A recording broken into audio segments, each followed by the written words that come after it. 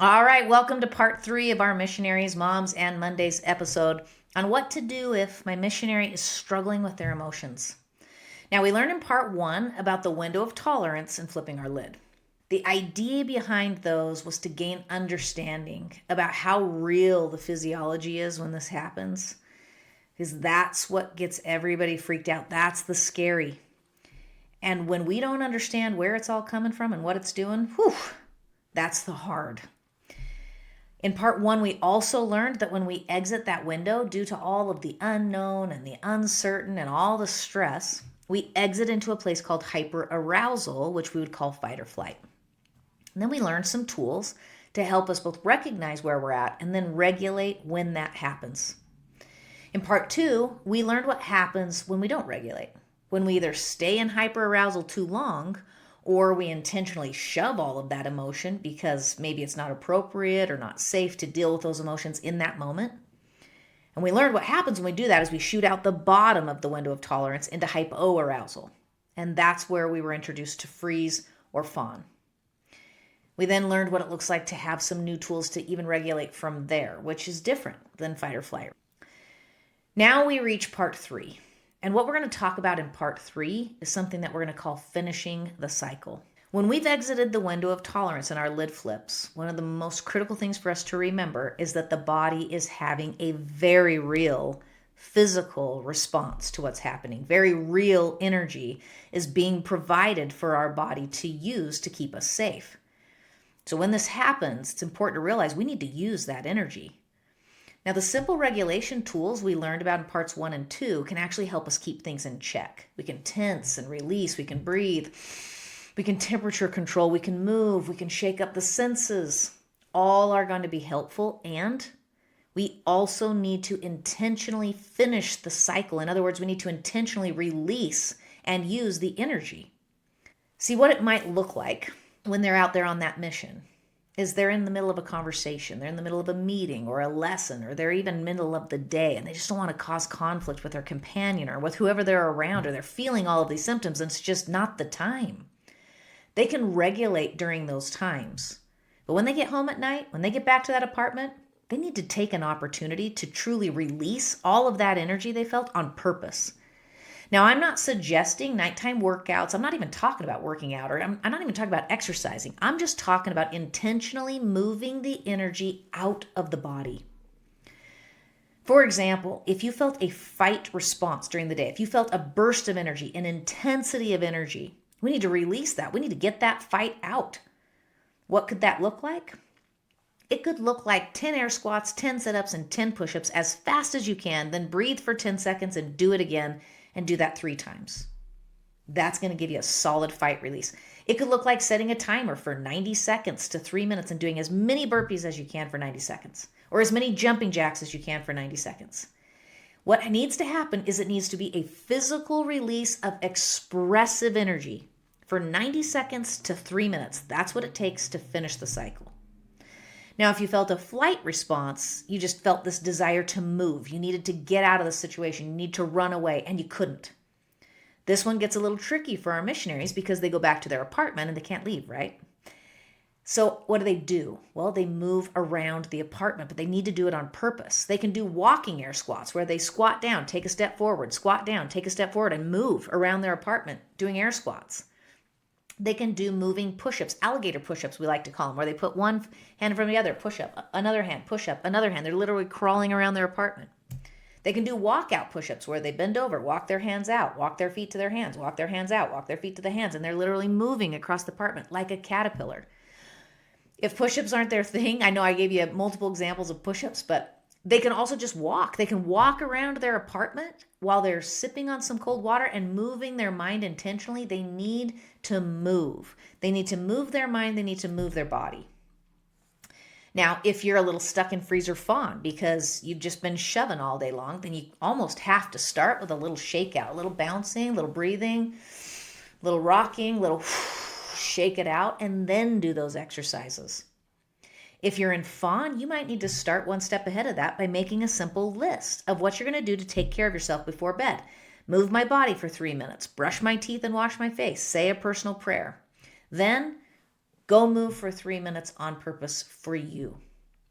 This is not a long process. It's not a workout. It's not an exercise session. It is the movement of energy for your emotional wellness.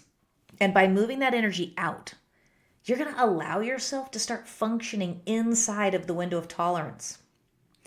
I kind of like to describe it like this. You know, we have these SUVs and they've got those push button tailgates on the back. A lot of them have those these days. Well, what happens when you push the button when the tailgate's up? It starts to lower, right? I like to consider this is like regulating throughout the day. Our lid flips and we regulate. Lid flips and you regulate. You're closing that lid. The thing is, at the bottom, have you ever noticed that your tailgate has a little latch right here? What happens if it doesn't latch? First bump you hit, poof, that thing's up. I like to think of this is regulating and this, locking that thing in there, that's finishing the cycle. That's the release of energy that actually lets us release that energy and relax and engage. As I've had the opportunity to create these little routines with missionaries around the world, it's been a really fun experience. So many of them start to look forward to these things at night. They recognize how much better they feel, and it starts to build confidence that they've got something they can tangibly and actionably do to help calm themselves down at night. I had one elder that had a companion that they were both struggling. They started doing a push-up competition for 90 seconds at night, how many they could get done. I had two sisters that did an air squat competition. They engaged in it together, meaningfully creating 3 minutes together where they could just release the energy and the stress of the day. And they became really powerful moments. And then what happens is after we've got a nighttime routine in place is we start working on proactive regulation. We put one of these same simple 90-second to 3-minute routines first thing in the morning for them. And they do it as a part of starting their day to just honor the fact that they're in an emotional situation. They're in the busy, they're in the unknown, they're in the uncertainty.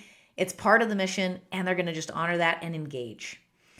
One of these sisters that I've started to work with, she described her emotions as anxiousness and nerves. And so to try to help figure out where she was at, I kind of gave her a rating system. And I said, I want you to rate yourself on 1 to 10. Now, 1 is you're calm and happy. 10 is you're feeling all the physiology all day long. How would you rate yourself?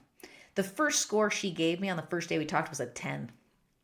We talked and we gained some understanding, and she started to regulate throughout the day. As we checked in next time, from her own personal rating system, she said she was now a 5.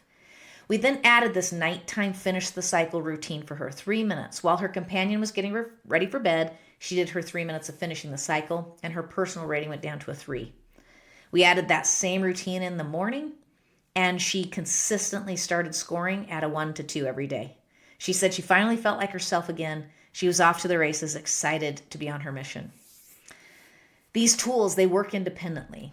Regulation works independently. Finishing the cycle can work. When we bring them all together, when we bring understanding, awareness, recognition, regulation, finishing the cycle all together, man, we have an opportunity to change things. So a reminder first, recognize and understand. Be aware of that window of tolerance. Be aware of what's physically happening when we leave that window of tolerance. Recognize when the lid is flipping. Then, step 2, regulate. Regulate intentionally. Engage with the physiology that's showing up, whether that's hyperarousal or hypoarousal. And then remember. Remember who you are and how you want to show up. Remember that when we have true understanding, it shifts our beliefs and promotes new behavior, even if that new behavior is a 3-minute routine in the morning and evening, because we love the way it makes us feel. This empowers us to start to respond to the world around us the way we truly want to, not the way we feel stuck in. Moms of missionaries, I encourage you to apply these tools to your own life. Choose to recognize how this is showing up for you so that you gain increased understanding. I challenge you. Try the regulation. Try finishing a cycle. Pay attention to how that feels. And then prayerfully consider, with what you're learning, what you could share with your missionary from that place of understanding and compassion that will help make a difference. As you strive to take action with the intention of being better able to help your missionary, you're going to gain an increased level of understanding and an increased level of becoming. Elder Dallin H. Oakes taught that in contrast to the institutions of the world, which teach us to know something, the gospel of Jesus Christ challenges us to become something. I encourage you, don't just gain knowledge here. Put it to action so that you're growing with your missionary. We can do this, ladies. One piece of understanding, one tool, one action at a time, and most importantly, one really solid remembrance that we're not alone in this thing. We have the single best teammate in the world helping us out all the time, our Savior Jesus Christ. These are his missionaries. They bear his name. Remember that. See you next time.